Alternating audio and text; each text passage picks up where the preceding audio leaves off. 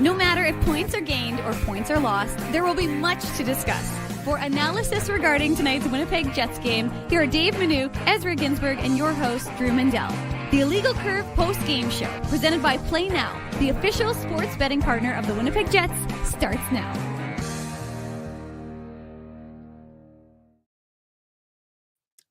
I have to say, we're all going to have, I say we as in the three of us, we as in everybody that's joining us watching this edition of the post-game show, we're all going to have a lot more time on our hands. We only need to watch the final 30 seconds of the Jets games. That's it. We don't need to watch the first 59 minutes and 30 seconds anymore. Cardiac Jets, Drew. Yeah, the cardiac Jets, just the final 30 seconds. That's all it takes. You can watch 59 and a half minutes of it where they're losing or on the verge of losing, and then they win. I mean, it's, we're sort of running out of hyperbole. We're running out of adjectives. We thought, on Saturday night when they come back and do it in St. Louis, that was entertaining. And then lo and behold, tonight against, the worst team in the league in the San Jose Sharks, the Jets are dominant beyond words for the entirety of the game. It certainly looks like they're not going to pull it out. I mean, Josh Morrissey's on the ice for like 8 minutes to end the game, and somehow he still has the energy to turn the puck up ice and tie the game for the Winnipeg Jets. I mean, I just don't know what else you have to say about this team, folks. 10 games in a row, 10 wins in a row. I'll tell you what we're going to have to say. We're going to say, good evening, Winnipeg. Good evening, Manitoba. And for all those joining us this evening on our YouTube channel and all of our social media platforms, we say good evening, universe, and welcome to the Illegal Curve post-game show. Along with Dave Manouk, along with Ezra Ginsburg, I'm your host, Drew Mandel. The post-game show, of course, brought to you by our friends at Play Now. The Jets, winners again, 10 in a row, 2-1 tonight over the San Jose Sharks. Certainly was not a beauty, but it was a dominant one-sided effort, and I was prepared to say, well, can't predict puck. There it goes. Jets get goalied, whatever kind of cliche you want to use. Instead, they pull the rabbit out of the hat. I'll use that cliche instead, and the Jets somehow come out with the victory. Well, guys, it was looking like for like 59 and a half minutes that the Colin Miller blast off the crossbar was going to be the Seagram shot of the game, right? But obviously, Josh Morrissey comes through big, helped by deflection off of Mario Ferraro, who we were talking about right before we went live here. Like, boy, would he look good in a Jets jersey as a third pairing left side defenseman, right? Yeah. Obviously, guys, we don't want to, get too ahead of ourselves here because we still have a little bit of time before the trade deadline. But a guy like Ferraro, I mean, just look at who was out on the ice for the Sharks in overtime, right? Ferraro was out there, and obviously, the Jets had their top guys out there for the majority of the overtime. Mark Scheifele was out there for the whole thing. So was Josh Morrissey. But Kyle Connor makes that line change, and then you get the burst of speed from Nikolai Ehlers, and then Mark Scheifele obviously deposits the rebound off the Ehlers shot, right, guys? But, I mean, look, that third period was the definition of the Sharks hanging on to a 1-goal lead in the second game of a back-to-back, right? Because they obviously lost in Calgary last night. This is the second game of I think it's a 7-game road trip. They're going coast to coast. They're playing every Canadian team, if I'm not mistaken. So they're going to lose every single game. You know what? Look, we know that San Jose is where they are in the standings, but you have to respect, the young talent that is on that team. They're going to be good in a few years, Drew. Give this team 2 or 3 years. They're going to be pretty good. Macklin Celebrini is a superstar already. You can see he controls the ice a lot when he's on that ice surface. So how good he is. But you talk about Mario Ferraro because, he's certainly been a target for a lot of Winnipeg Jets fans when you talk about the trade deadline, which is coming up on the 7th of March. So that's really, we're talking about 10, 11, 12 days away. He's a guy who plays, left side.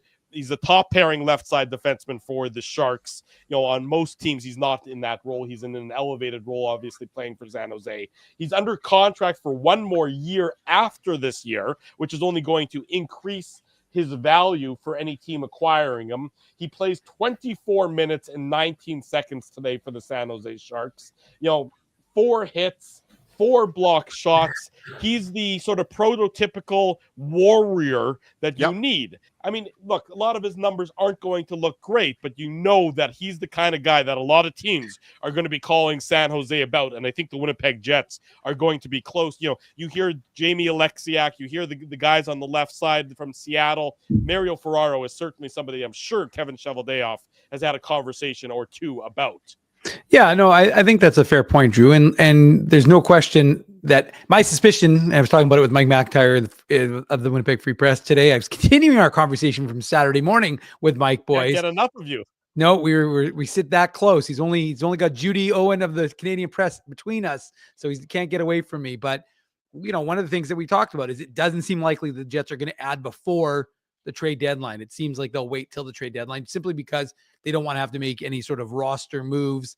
And once they no longer have to worry about the roster other than being cap compliant, it seems likely that they'll start making those moves on the Friday, March 7th. But yeah, I mean, for sure, you definitely look at teams like San Jose and other ones like Seattle, the teams that are falling out of it as prime opportunities. But like, this was an interesting game, boys, because, you know, obviously the power play goal, and it was funny because San Jose's power play, woeful. Their PK, which when the Jets last played them 25 games ago, so 2 months ago, and they won, their PK was, I think, 11th overall in the entire NHL, and it slipped to 23rd. So none of and since January 1st, Dave, because in my preparation for tonight's game, I looked it up. Since January 1st to now, the Sharks have the 32nd ranked PK. And you saw that on the Jets' second power play. I thought the first power play wasn't as effective, but when the second unit was out there, you could see the Sharks looked really disorganized in their own zone. And I think the Jets played a disconnected game. There was just a lot of overpassing in the first and second periods. They just didn't seem like as crispy as we were used to seeing them. And I'm not surprised. Again, there has been a long layoff between, and obviously they played a game on Saturday. I'm not making excuses, but it just seemed like the team that we're used to watching.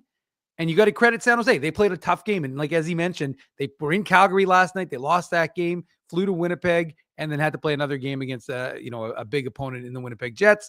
But I just like the fact that there's just no, I mean, should we just repeat what we played after Saturday night tonight? I mean, we might have less audio issues or less issues altogether, but it's just it's a testament to this team that just doesn't quit. And Josh Morrissey, I mean, I don't know what they clocked someone clocked his final shift, but if he didn't play over 2.5 minutes, there's someone at the podium, but it's definitely not. No, it's definitely not Scott Arniel. Not Scott Arniel. Yeah, we're going to bring you. Is that Macklin Celebrini at the podium? He looks like a youngster. I don't know who it is. Somebody. I'm not sure who it is. The folks watching can't see. We have a camera backstage that we're going to bring in when Scott Arniel. Well, sometimes they do this they might be doing audio level checks. So who knows about that? But regardless of why. But anyways, let's get back to the game.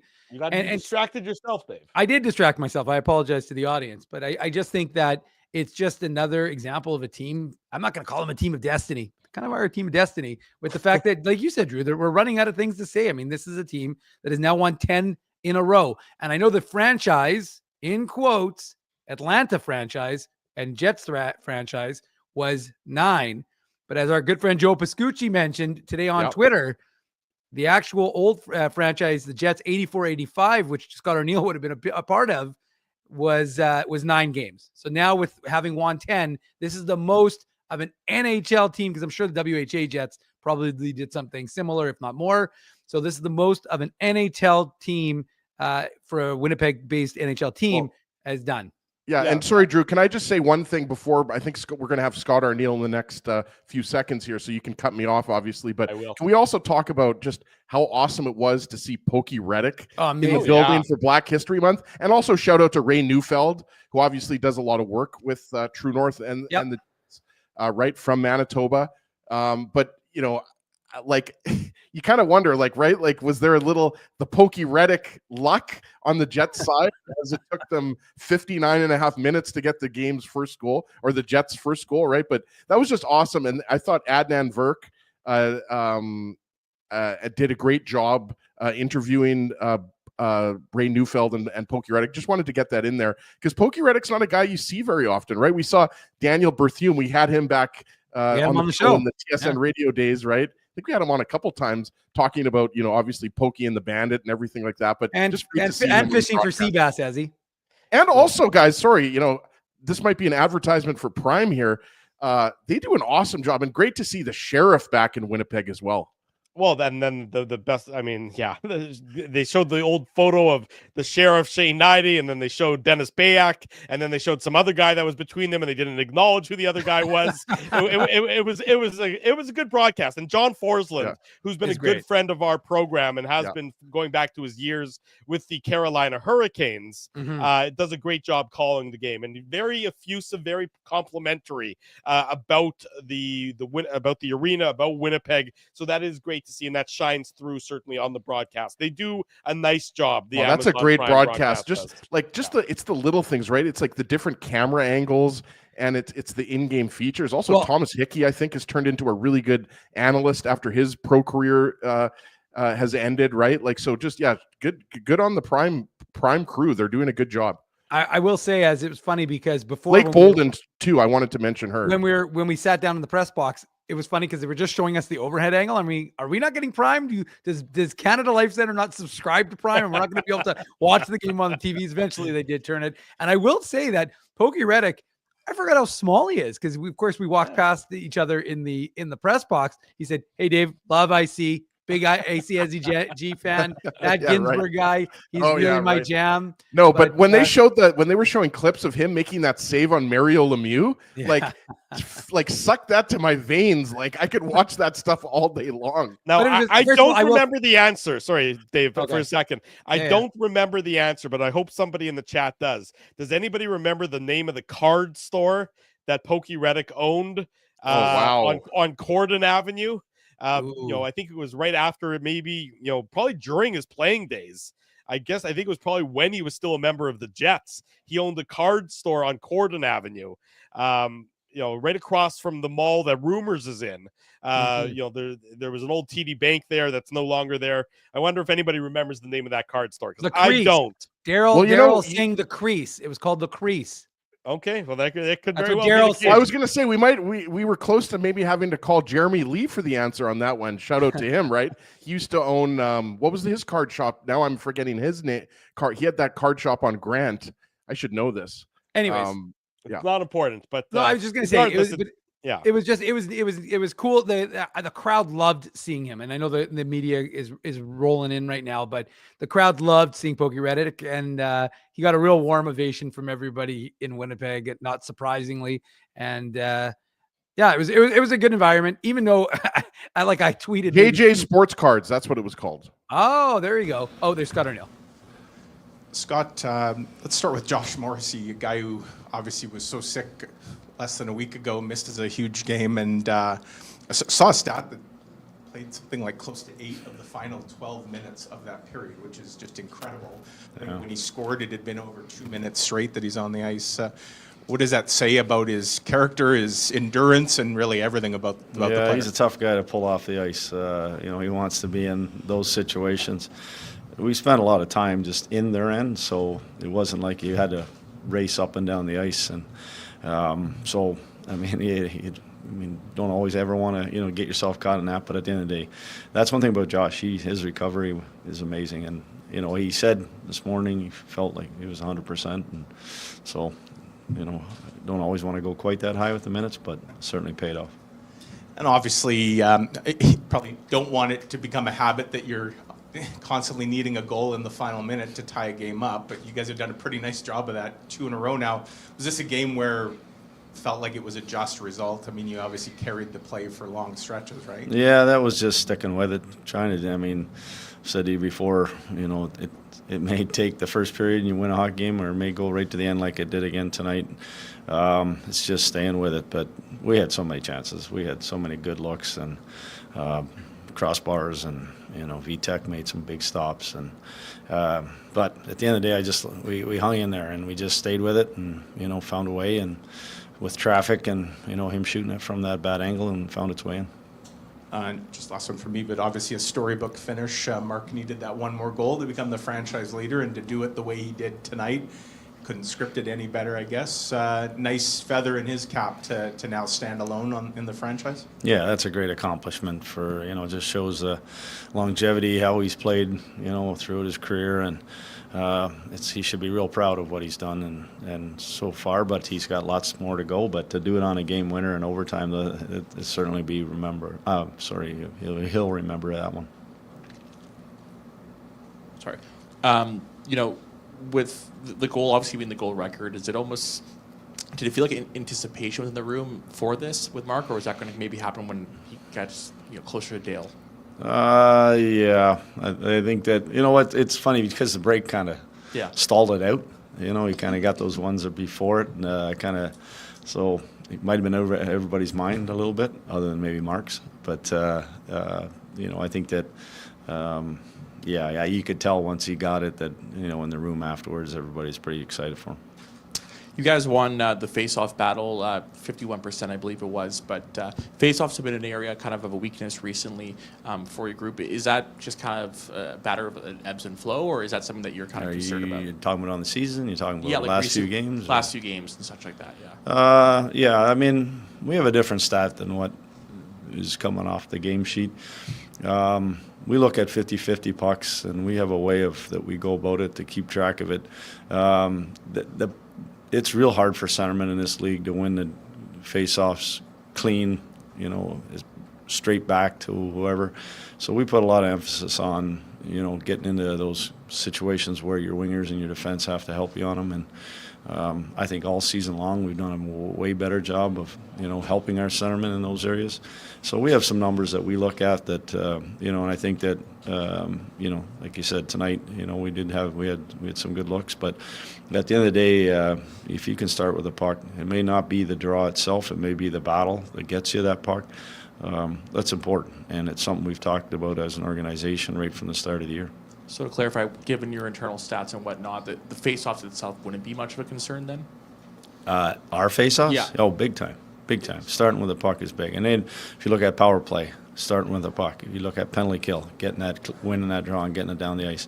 You're playing against puck possession teams. You don't want them to have the puck, obviously. And we have a lot of things that we sort of emphasize at the start of the year in face-offs, but not just all the pressure being on our centerman to be the guy that ends up every night 50% plus. It's who ends up with the puck, and that's how we look at it.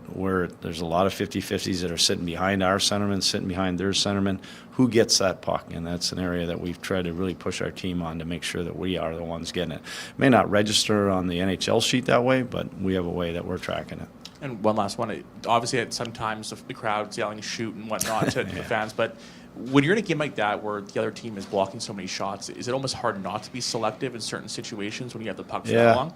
Yeah, there's a situation. I thought early in the game we were trying to make one more pass. We were trying to be a little bit cute on it, but then we did start to shoot the puck, and they were getting in lanes. But at the end of the day, you have to let these guys use their skill set. If you go out and just tell them shoot, they're going to get frustrated because they keep hitting bodies. And I think that our guys are experienced enough, they're skilled enough that they're going to find lanes. They're going to know when it's time to hit it. If you're going through extended periods of time where you're not shooting pucks, you're probably going to get after the group I'm talking about games. You're probably going to get after the group to be a little bit more selfish and shoot those pucks at times. But I think our group has done a good job of kind of the mix. We know when to make that seam play, maybe to make that one more pass. But I like Josh's goal. It was a situation, came down and knew that there was traffic, had a lane and got it there. And I thought we did a better job in the third period of getting it by that first block and got it down lower and created the chaos. Thank you, guys. Thanks. There he goes, Winnipeg Jets head coach Scott Arniel joining us tonight from the Matt Frost Media Center live here on the Illegal Curve post-game show. Drew Mandel, Ezra Ginsburg, Dave Minuk with you. Jets 2-1 victors. They pull it out in the end and then into overtime over the San Jose Sharks to extend the franchise winning streak to 10 games in a row. They just keep on rolling as they get closer and closer to a playoff spot. It's only a matter of time, of course, in that end. And then as the real season begins come playoff time. Let's get into the goal-by-goal recap. There's not many of them. There's only 3 goals tonight, but we'll do it anyways. I figured we'd have more preamble, Drew. I mean, come on. There's only 3 goals to discuss, for God's sakes. Well, we can do it. You don't have to get right into the goals once I hit the button. I'm just going to hit the button, and then we can continue talking about the game. I just don't want to forget to hit the button. That's the important part. In any event, here is me pressing the button now. The Play Now game recap. I press the button, magic happens, the Play Now game recap begins. Don't bet on illegal sites, bet with Play Now instead. Manitoba's local, legal, and secure gambling site, 18 plus. Enjoy responsibly. Big thanks to our friends at Play Now. By the way, coming up on Saturday, we're going to launch another contest where we are going to send a lucky winner in conjunction with our friends at Play Now to another Jets game. We've done a couple of these already this year. We're going to launch the contest on Saturday morning during the Illegal Curve Hockey Show. Be sure that you're following us on social media, on our Instagram, on our Facebook page at Illegal Curve. Make sure you're doing the same with our friends at Play Now, and we are going to send one lucky winner to an upcoming Jets game that's going to be coming up starting on Monday is when the contest is going to open. So stay tuned for details regarding that. Always appreciate the support from our friends at Play Now. He's not, getting the headlines. If you didn't watch tonight's game, you wouldn't notice the impact of Josh Morrissey necessarily. You'd see the goal, of course, the tying goal, and that's important. But Josh Morrissey really just sort of affirmed himself throughout the course of this game as one of those elite defensemen. You heard it on the broadcast that, Shane Knighty and Thomas Hickey and John Forsland talking about him as a top 10 NHL defenseman. And I think a lot of people really appreciated how good he is in the Four Nations Cup. Of course, he wasn't able to play the gold medal game, but just the way he sort of dragged this Winnipeg Jets team to victory with his play in the third period. Here's some numbers courtesy of our buddy Connor Harabchuk. Josh Morrissey played 22 minutes and 25 seconds at 5-on-5 in tonight's game. The shot attempts when he was on the ice, 30-12. The scoring chances in favor of the Winnipeg Jets, 15-6. The high danger chances, 11-3. And the expected goals percentage of 73%. Josh Morrissey. Is that good? That's good. He was a one-man wrecking crew on the ice tonight for the Winnipeg Jets. Absolutely. And, what did he finish with overall? You said 22 and a half. I think he was around 29. 5-on-5. Right. And he was over 29. Game. Yeah, he was over. Yeah, almost at 30 minutes, right? And obviously 29-35. Right. And obviously the overtime bumps that up a little bit, right, guys? But what's the most impressive about that is he's coming off of the flu, right? So that was kind of a storyline, right? Like heading into this game, obviously the big storyline was, the Jets going for their 10th win in a row. And obviously, Connor Hellebuyck getting back between the pipes. But it was also, Josh Morrissey, how's he going to look in his first game? And it wasn't a big question mark, guys. I mean, when you're a veteran like Morrissey and a top 10 defenseman in the league, you know that he's going to come back and he's going to be good. But he wasn't just good tonight. Like you said, Drew, those stats don't lie. The underlying numbers are it's complete dominance. And like we said, he was all over the ice especially in that third period in the overtime, but also earlier in the game, right? It's the 4 shots on net. It's the fact that, he was out there controlling the power play. He didn't miss a beat. So Morrissey was excellent tonight. And look, the Jets had their chances, right? Cole Perfetti had the chance early in the first period on the 2-on-1 with Ehlers, right? And then Nemesnikov had that, in the first period. They obviously didn't score. But, Morrissey hits the post. I believe that was in the second period, right? So, I mean, the Jets were playing well. All the underlying numbers for the team, not just Morrissey, were really good. This Sharks team clearly was a tired group after the game in Calgary last night. And you give them credit. They played, they were 30 seconds away from stealing a game, right? Mm-hmm. So you got to give them credit for that. But it was largely Vitek Vanacek that he was responsible for that game being a 1-0 game up until Josh Morrissey's goal, right? So, but yeah, Morrissey's incredible. And, sometimes guys, like we talk about, the Jets elite players like Scheifele and Connor and Ehlers, and you run Hellebuck, obviously, you run out of things to say, but not me. I mean, Morrissey is just, we've watched him since he came into the NHL, and Dave always talks about, he spent a little bit of time in the Moose, and, he has turned into, like I said, top 10, arguably top 5, right? Top 3. I mean, like I have time to hear that argument. Obviously, we're a little bit biased being a Jet-centric show. But yeah, you're absolutely right, Drew. I mean, Morrissey deserves a lot of credit for he put the team on his back tonight. And it's not the first time we've seen it, Dave. I wanted to get you in. Josh Morrissey sort of coming down that left side, the right, the goalie's right, when the Jets have needed a goal desperately in the final minutes of games where they've been trailing, not necessarily this year, but in years past. And he somehow just sort of drags the team into getting that goal. And, when I thought this one was done, when the Jets, had to go and retrieve the puck just before it got into their own net on the empty netter, before Morrissey scored, when he transitioned it up the ice, when there was that, 32 seconds to go, and the puck just stopped a little bit short of the Jets' crease. And Morrissey had been on the ice at this point in time for basically more than 2 minutes. He's at probably a minute 55 at this point, and he somehow digs deeper to get the puck back up the ice and individually carry it into the zone and blast it past Vanacek. I just don't know where he found the reserves in order to do that at that point. That to me was, just as impressive as anything else we saw tonight. I'm trying to figure out how he was over 2 minutes, but he played a minute 55. But regardless of your maritime math there, Drew, hey, you're always calling me on my stuff. Shout out to Slick Rick. Yeah, there we go. But no, I mean, Josh Morrissey was like, that was beast mode. That was crazy to see him play. And like I said, like just that the final 2.5 minutes of the game overall. And like, I mean, it's got to be his career high, obviously, for hockey. I don't think he's ever played. Has he had a game over 30? I'd have to look back. Maybe there might have been a game where the Jets were lost a defenseman to injury, and maybe. But anyways, but regardless, Dave, if Morrissey's had a game over 30 during the regular season, obviously it's been few and far between. Yeah, and I think that it's just another example. I mean, look, we don't need.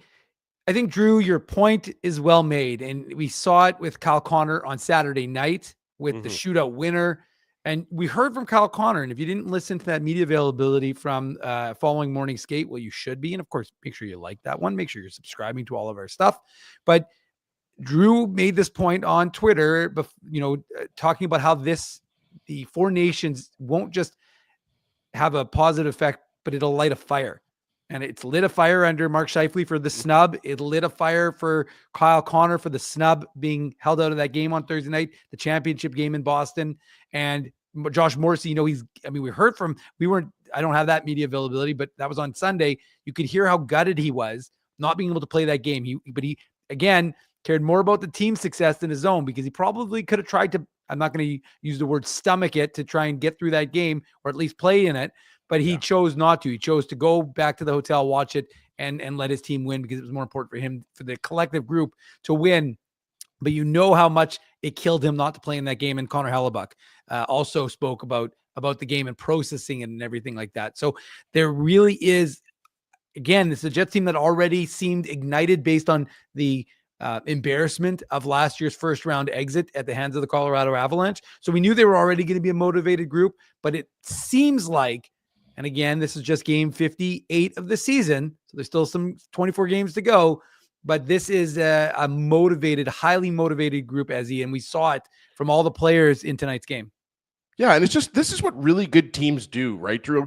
I know we want to get into the first goal, but I mean, that's like an average team that outshoots their opponent loses that game tonight and gets goalied, right?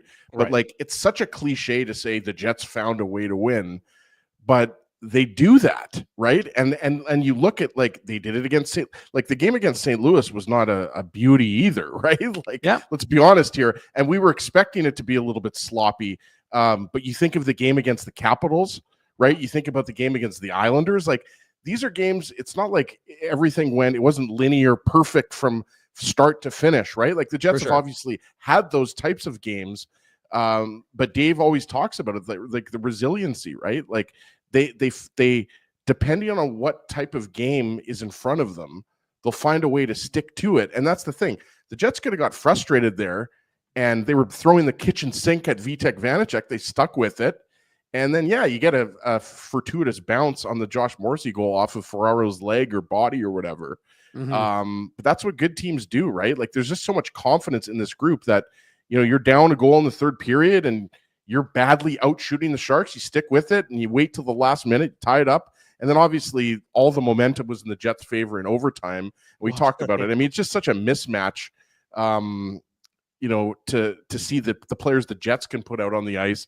And I'm not sure why Macklin Celebrini didn't start overtime. By the way, curious about also. I'm like, I put the best guy on your team out there to start the overtime. I mean, the guy who was certainly the most noticeable up and down the ice, both in the defensive zone and the offensive zone. But regardless, it was Colin Graff. Sorry, Colin Graff started overtime for the Sharks. So not a household name. Not a household name. In any event, 2-1, the Jets do win tonight. The goal-by-goal recap we've already played the bumper, so I don't need to play it again. The Jets really controlled this game start to finish. I mean, we know that. It was, they had numerous scoring chances in the first period. The high danger chances in the course of the game were 15-6 in the Jets' favor. Drew, I'm pretty sure the Nemestikov line alone in the first period I think they had 5 high danger chances to the Sharks 2. Again, it was the fact that it wasn't 3-0 for the Jets after the first 7 minutes of the game, in and of itself was a bit of a surprise, just how dominant they were. But then San Jose capitalizes on their opportunity. This occurs with Adam Lowry in the penalty box. So it's a bit of a weird goal. It's a 4-on-3 power play goal, which doesn't typically happen, in anything other than overtime. You have Lowry and Thompson both in the, Ehlers and Thompson both in the box for coincidental roughing minors, and then Adam Lowry with a strong net drive on Vanacek. I thought that was kind of a gray area call. I know Dave made the comment on X about it, but I think it was Shakir Mukhamadullin, who I actually thought, by the way, I could say his name 100 times. It's a great name.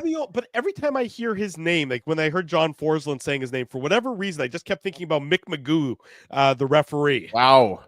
Great reference. I don't know why that was. It just sort of kept I kept hearing him, and like I said, John does a great job. And I'm like, for whatever reason, Mick Magoo just kept popping into my head. No, it makes sense. Mick Magoo, Mukhamadullin. I mean, he was a Devils first-round draft pick, right? Right. And he was in the Meyer trade. Exactly. He was part of the Timo Meyer trade with Fabian Zetterlund, right? So, I mean, but I thought Mukhamadullin I just thought he kind of gave Lowry a little bit of that kind of push from the side, that kind of like, I don't know. All I'm saying is, look, I mean, the Jets ended up winning the game. But I just thought that the refs could have easily just let that go based on the fact Mukhamadullin was kind of edging and pushing Lowry into Vanacek. But maybe that's just me. I don't know.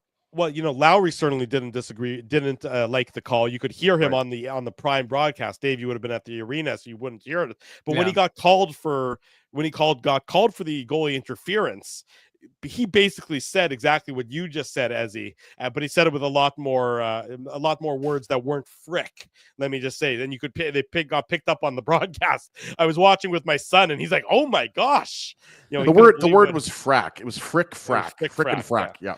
I don't mind the call because I thought Lowry was a little out of control in that sequence, Dave. That was my thought. Is that yes, I know what he's trying to do. I know he's trying to drive the net hard, and there's nothing wrong with that.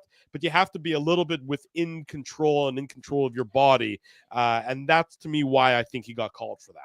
Yeah, I mean, I can understand it. I mean, let's put it this way. Just imagine, Ryan O'Reilly hitting Connor Hellebuck the same way. I don't think Jets fans would be too pleased, and they would probably be screaming bloody murder if that was the case. So, sure, but you have to be in control. And, he ends up, and as I was talking to our boy, Paulie Edmonds, in the first intermission, and he said, there was quite a pop, and Paul's, we're farther from the Sharks net in the third periods than we are obviously in the second. I was sorry, Dave. Like, I know we want to get into the goal here. No, we're fine. But like we were saying earlier, there's only 3 goals to talk about, so let's delay this as much as we can. No, I'm just kidding. But I was surprised that Vanacek was so solid and didn't go like Vanacek. What is he? 6'1", 6'2"? I mean, but Adam Lowry is a big boy, and he went in hard on Vanacek. So good on Vanacek for like holding his own and not even going down there.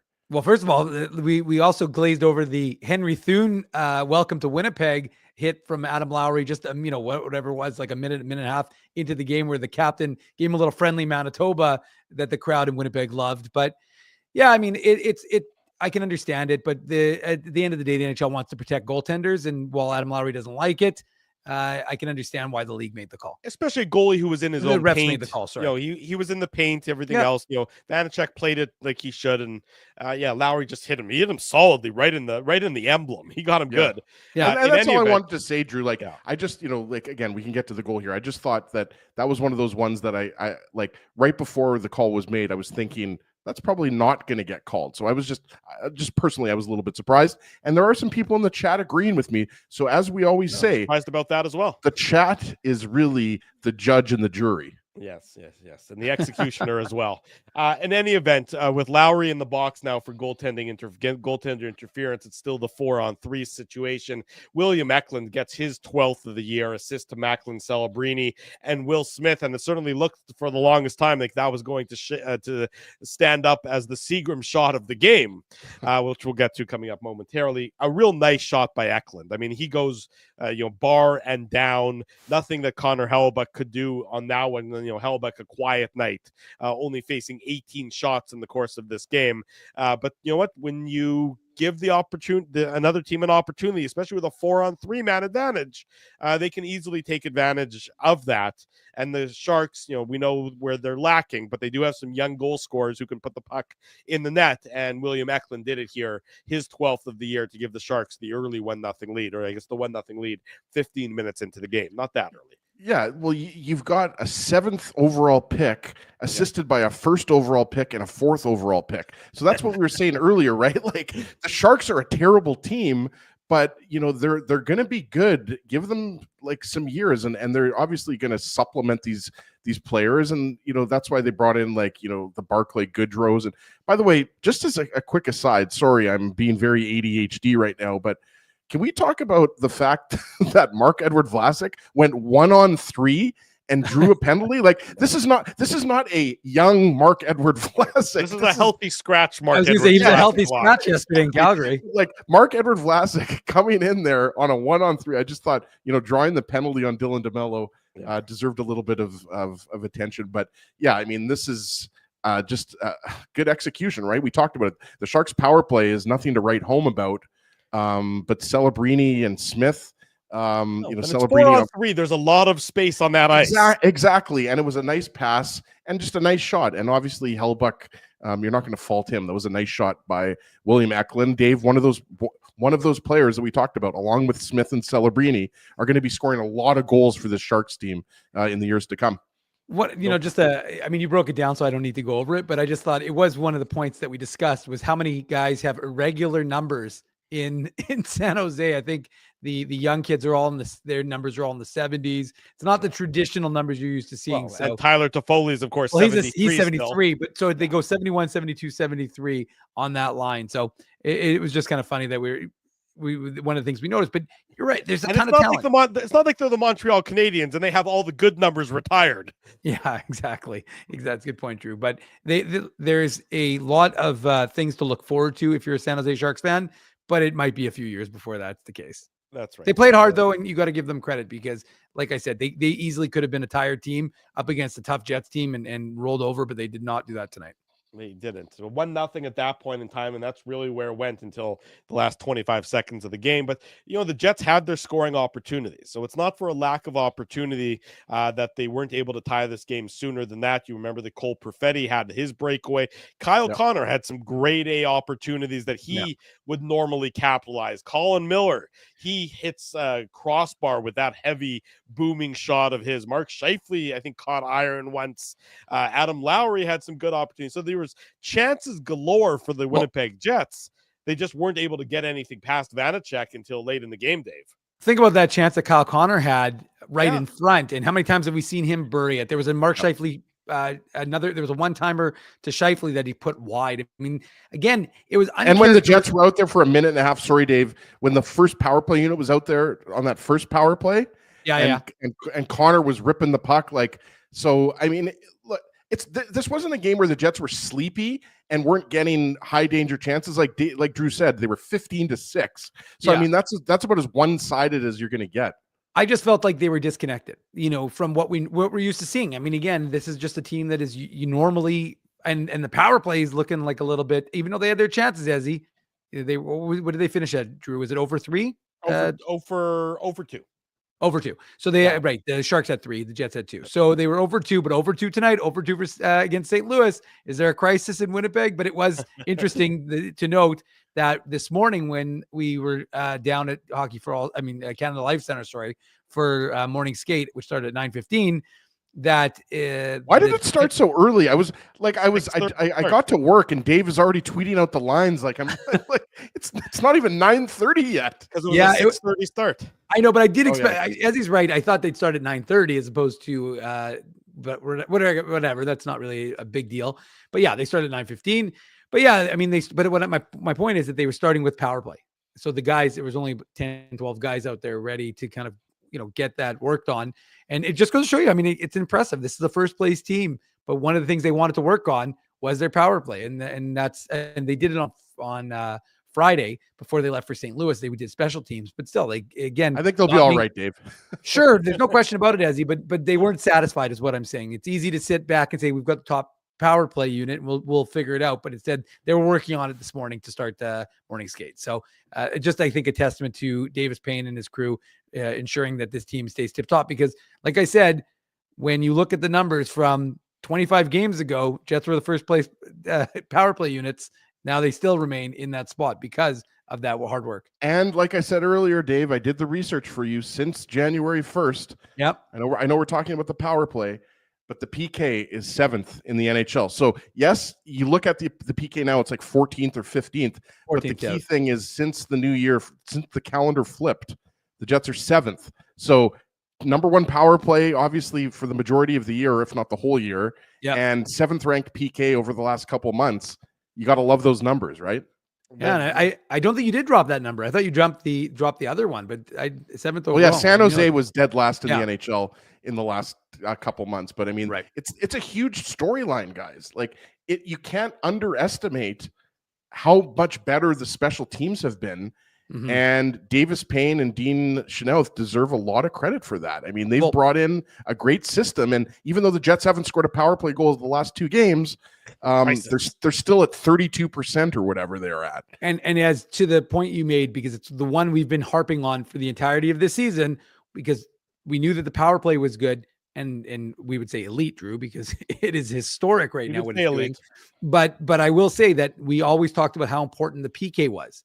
And now that the PK, I'd say the research that our crack research team, Ezra Ginsburg, was doing, then that's significant. And like we talked about, they were 21st when they played the Sharks back in December, whenever it was, and now they're 14th. Jets tied it up late in the third period, as we all know, with 25 seconds to go. Nikolai Ehlers across the ice to Mark Scheifele. Scheifele gains the zone, and he banks it behind the net back to Ehlers. Ehlers takes a shot on Vanacek from a bad angle. Mario Ferraro goes to clear it away. Unfortunately, he clears it right onto the stick of Josh Morrissey, and Josh Morrissey is able to step into it for a one-timer, and it deflects again off of poor Mario Ferraro past Vitek Vanacek, tying the game at 1 goal apiece and giving the Jets life late in the game and giving us our Seagram shot of the game. The Seagram shot of the game. It all looked for naught. You know, I don't particularly love Ehlers' decision to sort of take that bad angle shot. I guess Yeah. you're desperate. You try and throw anything you can on net. And then Ferraro, I mean, the Sharks were just desperate. They had nothing left in the tank. They were so tired, Drew. Yeah. He just sort of tries to shuffle it away, and unfortunately he shuffles it onto the stick of a hard charging Josh Morrissey, who somehow still has the energy to have a lot of hard in his charge, and he wires it past Vanacek to tie it up, and everyone just sort of erupts. And those of us who've been watching this team for the last whatever game number of the year this is now, we just shake our head as this team somehow manages to find a way yet again. Second consecutive come from behind effort to tie the game, and then of course it ends with the victory. But I mean, look, the Jets just find a way to keep doing it. Yeah, and obviously, guys, like we already touched on the Morrissey goal. It was not a beauty goal, even though it gets the Seagram shot of the game tonight. It obviously was not a beauty. And like you said, Drew, like that to me, Ehlers putting the puck on net like that and taking that shot, that's the definition of throwing the kitchen sink at Vitek Vanacek, right? And then it obviously ends up working out. But you know, what did the Jets pull the goalie with a couple of minutes left? But it was the 3 or 4 minutes prior to that where the puck was in the Shark zone for all of that time. And obviously Morrissey was out there for a big chunk of that, but Scheifele had that scoring chance. Like Scheifele, Connor Velarde were obviously out there, and they were creating, and the Sharks were just trying to clear the zone and just get that game, trying to get the game to the buzzer. So, I mean, I think, 30 seconds of their lives. Absolutely. So, I mean, look, that's, you talk about advanced stats and everything like that in the eye test. I mean, they both matched up tonight.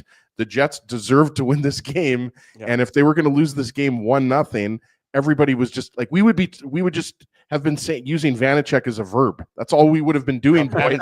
Yeah, exactly. We would just been repeating Vanacek, similar to Karel Vermelka. So yeah, I thought it was fitting, Dave, that, Morrissey got that goal because obviously didn't get to play in the gold medal game of the Four Nations Challenge. And he was an absolute, what did you call him, Dave? You called him a beast tonight. Yeah, no, he was. And you're right. And good on Nikolai Ehlers, at least. I know you don't love some of the decisions, but at least he gets out of the way of the shot, right? He lets Morrissey get that shot, jumps out of it, and you can just see the emotion in the building. And, that's, I guess, the one negative, of course, of leaving to do the show is that you missed third. I mean, I didn't realize the Jets were going to be a third period comeback team, boys. I might have to start doing the home games at the arena as opposed to coming to the Maison to do that. But at the end of the day, I suspect most people didn't leave their seats because they knew there's a very good chance that this team was going to come back and win this game, or at least, force some overtime. But, and I think the other thing also, we should probably mention, and I think we did already in the preamble, but it's worth mentioning again, I think, is that they didn't really show a panic, right? Like as good as this game was, the Jets had the net. I think they pulled Hellebuck with about 2 minutes to go, or just under the 2-minute mark, I think, Drew, in that range. And yet there was opportunities when the puck was in the neutral zone. And like you mentioned, Josh Morrissey going and getting that puck that fell short. But the Jets just kind of maintained their structure. And the Sharks, you could just tell the Sharks were gassed at this point, which is where the advantage was in the Jets' favor, because the Sharks' legs were just beyond heavy and the Jets were pretty relentless. So, I mean, it's just another one of those, like, of course, Josh Morrissey scores with 25.9 seconds to go to send this game to overtime. I mean, because that's the story that's been written so far in this 24-25 season. And then the Jets win it in overtime, 1:33. Mark Scheifele, it's the franchise leader in goals scored now, passing Ilya Kovalchuk. We need not rehash the debate about the record. Scheifele himself post-game said the real record in his mind is Dale Hawerchuk's record, which he will break at some point in his career as a member of the Winnipeg Jets. But like 2 years or something like that. Yeah, for the time being. By the way, sorry, Drew, can I just, I'm not sure if you guys saw Mike McIntyre's tweet, just speaking of breaking records. There's 12, I think there's 12 games. No, 12 games, but the Jets play the Capitals on March 25th. Yes. And Ovechkin is 12 goals away from. I mean, I'm just saying it could happen against the Jets. Well, and Ovechkin's had his fair share of goals versus the Thrashers Jets franchise over the years. Although it's interesting because they posted that last time that when the Jets were in Washington, they posted that, but really, as I think pointed out by someone in our thing, but in our and I ran back and looked, most of the goals are against Atlanta. no surprise, of course. Right. No, I understand that, but they made it sound like it was like it was the Jets graphic, and then down below it was like Jets Thrashers, but 70%, 80% of the goals were against Atlanta. But I mean, as folks know, Steven Stamkos' 60th, which he got an ovation for. Yes. Sidney Crosby's 1,000th point. Like, there's been a lot of milestone games here in Winnipeg. I don't suspect that Ovechkin would get a lot of cheers in Manitoba for certain reasons, but I suspect, like I said, it's definitely possible, Ezzy, that it could happen. No question about it. Mark Scheifele, his 32nd of the season, assist to Nikolai Ehlers, his 32nd assist of the year, and Kyle Connor is the overtime winner. The Jets really were working the weave very well, the three-man weave. They were moving the puck. They had the Sharks on the heels. The Sharks, and frankly, Scheifele was at the end of a shift as well. So was Morrissey. He was also, they'd been on the ice for the entirety of the overtime. So they each had a minute 27. Connor gets the assist, even though he's now gone off the ice. He's off the ice, and it's Ehlers who jumps on for him. And Ehlers is the fresh guy. He's coming downhill. He gets that shot on goal, and Scheifele is able to poke the rebound past Vanacek, which is a good thing because Scheifele and Morrissey both would have been completely gassed if the Sharks had transitioned the puck back up the ice. But the same way, I guess the Sharks would have been equally gassed because they'd been on the ice that whole time as well. In any event, it makes it a 2-1 Winnipeg Jets victory. Just another remarkable victory and a season of remarkable victories for the Winnipeg Jets. This one, their 10th in a row. They continue to feel good about themselves and to affirm themselves atop the NHL standings with tonight's victory over the San Jose Sharks. Absolutely. And, I think, guys, you have no problem with Morrissey and Scheifele being out there, not just because they obviously scored the goal, but because they were so good throughout the game, and especially in the third period, getting all of those chances. Not just the goal that was scored by Morrissey late in the third period, right? But, we talked about it. It was a pretty big mismatch who the Sharks had on I forget who else it was. I think it was Wenberg, Colin Graff, and Mario Ferraro, if I'm not mistaken, who started the overtime versus Scheifele, Connor, Morrissey, right? So, a little bit of a mismatch there, but I mean, it was just, I don't know what you call it, but it was just, I think, fitting, who got the goal. And like we said, Ehlers comes off the bench for Connor, blasts it, and, just a nice rebound because Vanacek was there. He went to poke check it, and Scheifele was just, beat him to it. Yeah. So it was just a kind of hardworking goal. It wasn't a pretty goal or anything like that, but we've seen, Scheifele and Morrissey, Ehlers, Connor, these guys, we've seen them, perform a lot of magic in the extra frame. And like you said, they find a way to win because it was looking like, it was going to be a 1-0 loss until 26 seconds left in the game, but they're keeping the magic going, boys, and they have a chance to make it 11 in a row on Wednesday night against the Ottawa Senators. Sorry, Dave, go ahead. That's okay. I was going to say, if we're talking about record setting, so Ehlers' assist, though, as Ian Drew, moves him past Ilya Kovalchuk on the franchise assist leaderboard. So while they're leaving Kovalchuk in the dust tonight, he's getting left behind. But the one play I want to highlight, because I think it saved the game for the Jets, was Josh Morrissey saving the Jets in overtime. Yeah, which, he gets. I mean, again, it was. Oh yeah, never go ahead. He made a nice defensive play to break up the scoring chance. There was a very good. I don't know if it was Celebrini. I can't remember if it was, but it was. He wasn't on the ice. He wasn't on the ice at all. Wasn't it Alex Wenberg? No, it was Yeah, sorry, you're right. Sharks didn't do a line change in overtime. Yeah, you're right. No, you're Celebrini right. didn't get out there, Dave. No, you're right. It was Wenberg. Which I think I don't understand, but go ahead. By the way, I like Dan's comment. What is this, Thrasher's lunch? Well done, Dan. But no, I mean, I just thought it was it's just that's the idea of that beast mode by Morrissey, because if he doesn't make that play, if he doesn't play hard, that could have ended up. I'm not saying for sure it was, but it's just one of those plays that you kind of take note of, and then it gets quickly lost because everybody's focused on the goal and Scheifele setting the record. But really, to me, again, that's a testament to the commitment to defense. And you saw it throughout the course of this hockey game, because even though, like I said, I thought it was probably one of the most unwatchable hockey games, even though I'm glad there's over 500 of the folks right now in the chat, smash that like button. But which it was for a large part of this hockey game. I'm always honest with you folks, and I did think the game was unwatchable. I thought the Jets were, as Ezzy told me to save it for the show, I thought the Jets were taking way too many shots into the crests of Vanacek, and I thought that they were disconnected. But you watch the hard work. And again, it pays off because this team just continues to roll along and, just add their 10th win and set a franchise record now for wins for the Winnipeg based NHL team here in Manitoba. No question about it. 10 wins in a row for the Winnipeg Jets. We'll go to break, and when we come back on the other side of the break, an interesting stat for you regarding the Jets vis-a-vis the recent success of the Dallas Stars. Drew Mandel, Dave Drew with the teaser. I like it. Drew Mandel, Dave Minuk, Ezra Ginsburg with you. If you haven't already done so, smash the like button, subscribe to the channel, and of course, turn your notifications on so you know when we go live each and every time here on the Illegal Curve YouTube channel. More to come on this Monday night. We want to thank you for not betting with Play Now and choosing our illegal gambling sites instead. Because we couldn't afford things like this without your money. So much of your money. Now you might have questions like, Do our profits benefit your community? No.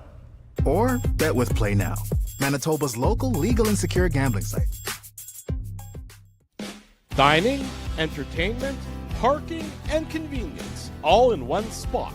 City Place is located in the heart of downtown Winnipeg, attached to the Canada Life Centre. Whether you're working, living, or out for a night in the downtown, make City Place your go-to destination before or after the fun finds you. Lunchtime, game time, anytime, visit City Place at 333 St. Mary Avenue, next to Canada Life Centre. Holt Dental, the new official dentist of Illegal Curve, has a philosophy rooted in two unyielding principles: genuinely caring about patients and providing outstanding service. Being a patient of Holt Dental means more than just checkups and treatments. It's taking the time to listen and talk to each patient so they can achieve the best long-term health, functionality, and aesthetics for their teeth, mouth, and gums. Conveniently located at Grant Park Festival on Taylor Avenue, Holt Dental is dentistry of the highest quality in a comfortable and relaxed environment. For more information, visit holtdental.ca. Oh, and there's plenty of free parking at the front door, too. Celebrating its 40th year as Winnipeg's home for stand-up comedy, Rumors Restaurant and Comedy Club has recently been named Canada's top comedy club and a top 5 comedy club in North America. From birthday parties to date nights to fundraisers and everything in between, Rumors is your destination for the best and most affordable live entertainment Winnipeg has to offer. For more information on upcoming shows, Rumors' incredible promotions, and to purchase tickets, visit rumorscomedyclub.com. At Boston Pizza, a fast lunch doesn't have to mean fast food. Now you can get a $15 lunch served in just 20 minutes, including your choice of a main, side, and drink. That's right, lunch for $15 at your local Boston Pizza. Welcome back to the Illegal Curve post-game show. Drew Mandel, Dave Minuk, Ezra Ginsburg. It's brought to you by our friends at Play Now. Thanks to them for their continued support of the show. Imagine for a moment you are the Dallas Stars, you're facing the Winnipeg Jets in the standings. You know, you're battling hard. You're trying to gain ground. You go 8-1-1 in your last 10 games. Pretty good record, right? And somehow you've managed to lose 3 points in the standings to the Winnipeg Jets in that same time frame. Just imagine, like, you know, what do you do if you're the Dallas Stars at that point in time? You just got to say, okay, I guess it's not going to be our year. It's like the year the Jets finished second to the Nashville Predators. It's entire. I mean, they would have to go on a bit of a. They'd have to continue playing at a hell of a clip, and Washington would have to take a bit of a step back. But it's entirely feasible that the two of the top 3 teams in the NHL are going to come out of the Central Division again this year. The Stars currently 3rd overall in the NHL, 8-1-1 in their last 10, and they somehow are lose 3 points in the standings to the Jets. It's ridiculous. It's a 2-horse race. Like, all due respect to the Minnesota Wild, they're 13 points back of the Winnipeg Jets right They're now. having a great year. And by the way, they've won 3 in a row. Yeah. Exactly. So, I mean, it's going to be tough for Dallas to catch the Jets, but obviously the Wild, the best they're going to do is maybe second in the Central, but I wouldn't count on it the way the Stars are playing. But yeah, just incredible. I mean, 10 wins in a row, guys, and we talked about it before the Four Nations break, right? Like the Jets have had winning streaks of 7 games in a row or more 3 times this year. And there's a decent amount of season left, right, guys? Like the Jets are going to lose presumably again. I don't know when it's going to happen. I mean, there is a back-to-back coming up, and Ottawa's having a pretty good year. Obviously, Nashville is not. But I mean, let's just enjoy this crazy ride the Jets are on. It's incredible. Yeah. It is incredible. I mean, it's funny. 2 of the top 3 teams in the league are in the Central, and 2 of the worst 3 teams in the league are also in the Central Division, that being the Blackhawks and the Nashville Predators. So a tale of 2 divisions, if you will, in the Central, between the top and the bottom. That's the story. I'm laughing because that's the first time I've heard the Blackhawks brought up in like months. Oh, do they exist? Like, I honestly, exactly. It's like, do they still play hockey? They might as well not, but I mean, apparently they still do. But who the hell cares about them? There's no reason to pay any attention to them. I guess if Seth Jones or some of their other depth players get moved at the deadline, they might be a little bit relevant. But that's about it. The deadline, of course, about 13 days away, a little 11. less than that. 11. 11. I guess it's 11. I'm all screwed up with this Monday game. Mondays screw me up. The rest All of the week good. gets screwed up. Wednesday, the Jets are in Ottawa to play the Senators. Thursday, they're in Nashville to play the Predators, and then they're home on Saturday to face the Philadelphia Flyers. So that's the rest of the week, which means we'll be back Wednesday night for another edition of the Illegal Curve post-game show. It's, I presume at least, it's a 6:00 start on Wednesday night. I should know. Okay, then so that means post-game show right around 8:45 or so, between after the Jets and the Ottawa Senators in the nation's capital, Canada's nation's capital, just to be clear on that front. We will look forward to that on the Wednesday night. Yes, Dave, one final thought to you, and then we here's my final thought there, Drew. I mean, then Drew has a hard stop 10:30 bedtime. I'm tired. Well, I mean, the one thing I don't know if did they show KFC's biggest fan? No, the person wearing the bucket on their head. Got to give shout out to that lady. Sharp eyes of Judy Owen. I've mentioned Judy a couple times on the broadcast, but Judy would notice and pointed her out to me and said, "Check that out, Davo." And I checked it out, and sure enough, I was like, "Oh, that's hilarious." Person's wearing a Kyle frickin' Connor KFC hat on her head, a little bucket of chicken. No word is as to whether there was any chicken in the bucket. That's what I was going to ask you. I was going to say, like, was there any chicken in that hat? That's very important. Yeah, that was pretty funny. I mean, I love it. I mean, that's the thing. You know that KFC is no longer headquartered in Kentucky? They just announced that last week, that they're moving the headquarters of KFC out of Kentucky. Let's see if I can get. You know what, there. Drew? That's appalling. Isn't it appalling? It's not right. That's just not right. Bothersome.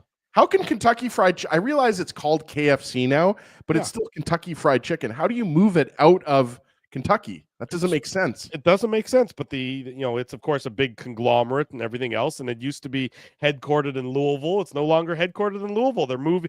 Lots of people lost their jobs, which of course we're always upset about, but KFC is not going to be in Kentucky. And I personally am going to go down there next time I'm in Kentucky. I'm going to protest. I agree. You should throw some chicken. I'm becoming a Popeyes guy. That's it. Popeyes, I'm going to Louisiana. I'm not going to Kentucky anymore for my chicken. Well, Drew, you know this. Popeyes is way better anyways. I haven't had KFC. I couldn't tell you the last time I had KFC. Well, when was the last time you had? When was the last time you had diarrhea? That'll remind you. Drew.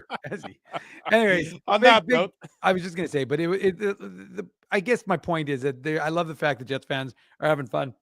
Shout out, by the way, to the Sharks fan who came wearing a Sharks hat, a Land Shark hat on during the pregame. I noticed them. I didn't see them where they disappeared to, but they were wearing literally a Shark's head on their own head while taking selfies in front during warm-up. So shout out to the fans. Always enjoyable and shout out to Pokey Reddick. There you go. And hell of a night in downtown Winnipeg. The Jets end up victorious 2-1 over the San Jose Sharks, getting a late goal and then an overtime winner. Big thanks to all of you for joining us. Great crowd tonight. Big numbers. Always appreciate that. Be sure to join us again on Wednesday night after the Jets and the Ottawa Senators right around 8:40, 8:45 p.m. for that. Big thanks to all of our sponsors. That's our friends, of course, at Play Now, Rumors Restaurant and Comedy Club, Holt Dental, Boston Pizza. They have good chicken at Boston Pizza, so you should check them out as well. City Place and our friends at Seagram's support these fine businesses because of their continued support of illegal curve hockey. If you haven't already done so, smash the like button, subscribe to the channel, turn your notifications on, visit illegalcurve.com, and be sure to be back on Wednesday night to join us again for another edition of the Illegal Curve post-game show. For Dave Minuk, for Ezra Ginsburg, I'm your host, Drew Mandel. Until Wednesday at 8:45 p.m., we wish you good night and good luck, and thanks for watching the Illegal Curve post-game show.